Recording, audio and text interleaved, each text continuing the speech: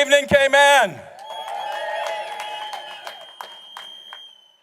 Did you hear that the progressive train pulled out of the station in Cayman Brac on Thursday night?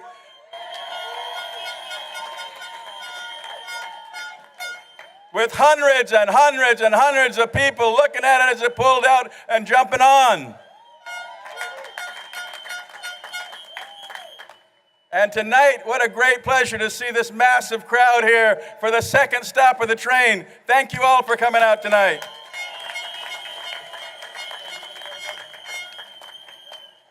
When this government came into office, bold promises were made to this country. We pledged to stabilize the economy. Some said it couldn't be done. To restore trust and confidence in government, and to put our country back on a path toward sustainable growth and development. We have delivered.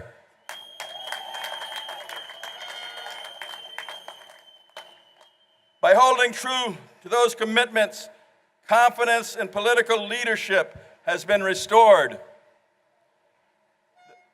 The path to economic prosperity has been redefined, and we have returned our Cayman Islands to a destination that is attractive to both visitors and, most importantly, the Caymanian people themselves.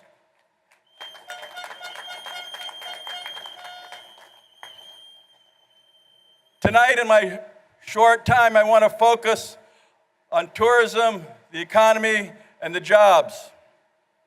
The economic impact that we had to provide for this country when we were elected. Tourism arrival statistics are generally viewed as a barometer of the industry's success, but perhaps a more important indicator of tourism performance is its contribution to the Cayman economy. Its contribution to jobs, small business, medium-sized business, large business, way of life. In 2016, real numbers, we did 40,000 more arrivals for stayover than we did in 2013.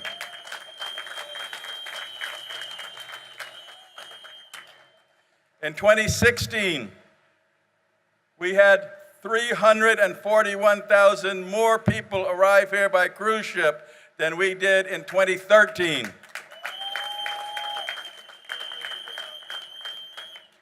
What that means in a dollar value is the stayover visitors spent $50 million more dollars by the 40,000 new visitors that we had.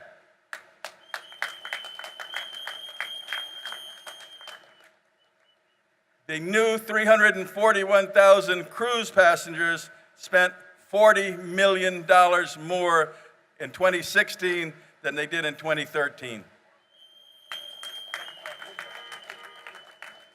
What do you think would have happened to the taxis, the tour operators, and the small businesses that depend on tourism as an industry and a way of life if we hadn't grown this industry in those 2 years?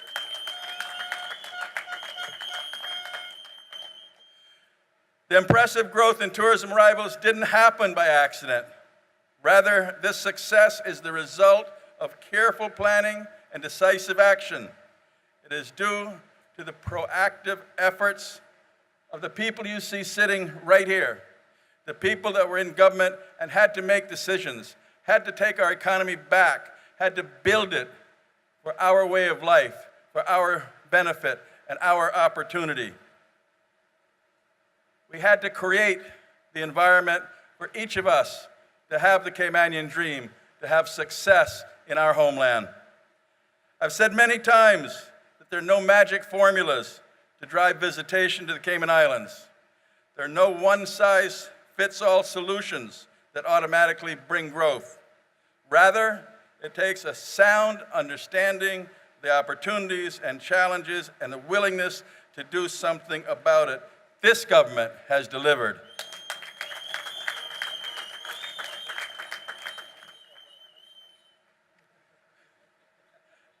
Very early in our term of office, we forecast the need for additional accommodations to keep pace if we were going to bring increased arrivals. We currently have 6,000 rooms that are available, 6,000 keys. In 2013, we had 5,400. We've grown that by 10%.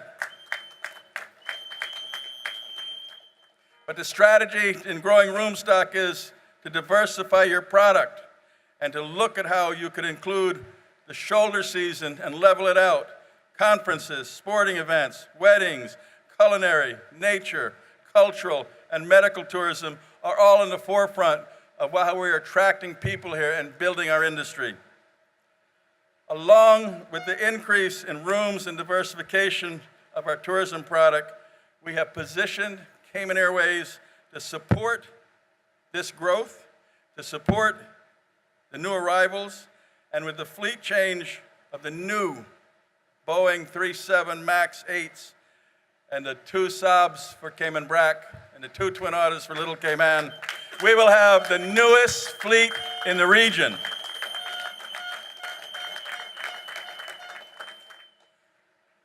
But before I leave the subject of Cayman Airways, I want you to realize that 95% of the employees at Cayman Airways are Caymanian.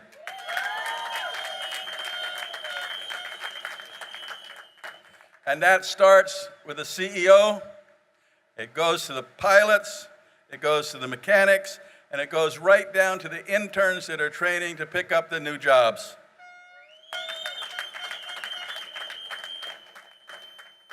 These are the industries that we have to build and keep for ourselves.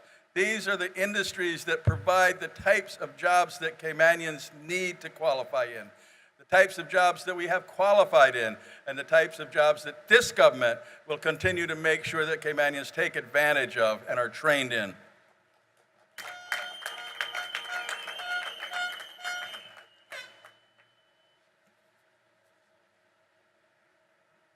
How many of you have driven close to the airport lately? Have you seen the new airport being built out there? 15 years people talked about building that airport, but it took the premier and this government to do it because we get things done.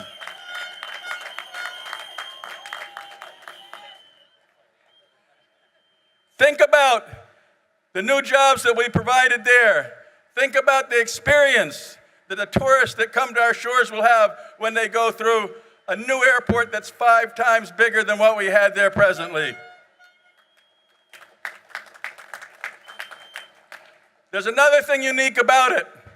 It's on budget, and it's on time.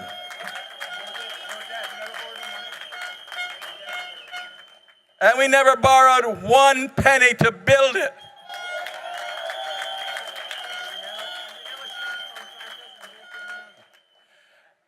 And the contract has been delivered by a Caymanian contractor who has two Caymanian contractors who have delivered it on budget and on time.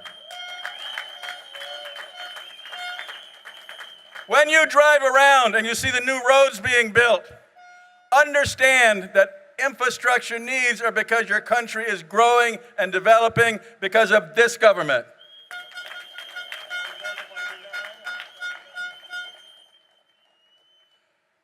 How do we make sure that we, the Caymanians, benefit from the new growth, the new businesses that we bring to our shores?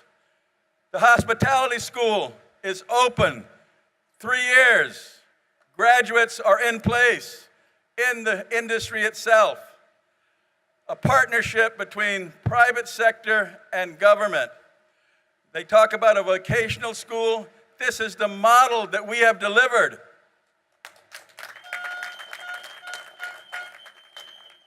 And the statistics show 50% of the students go into the tourism industry and take the jobs and are working there happy. The other 50% are pursuing further education at university, here or abroad. This, my notes say, applause.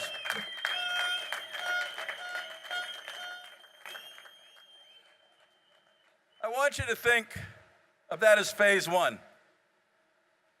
We are here, we are able to deliver phase 2 because we knew that we had to put a platform in place for us to continue the growth of our great country, our great 3 islands.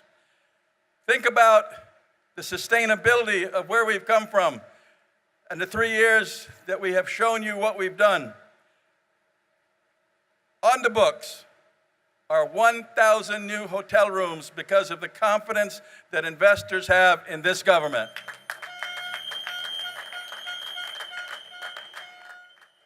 Those will be delivered over the next 4 years.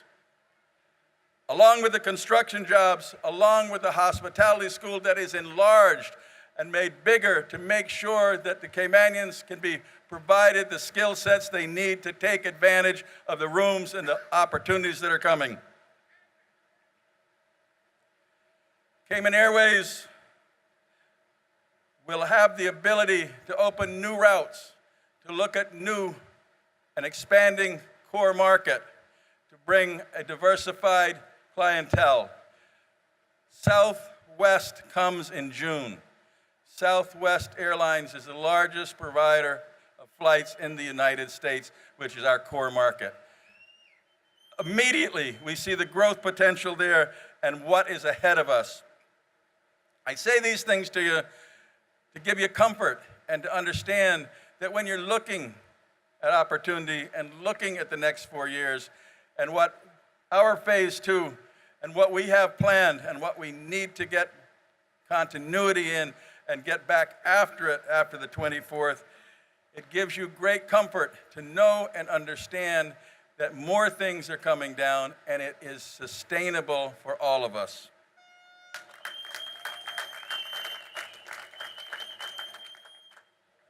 Mr. Kirk-Tibbetts is telling me I'm out of time. I don't know if that's really true or he just cut me off.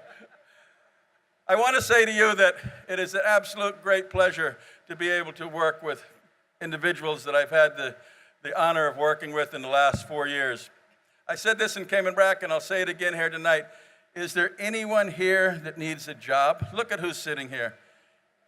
Every person here is here because of love of country and because they want to give time back to their country.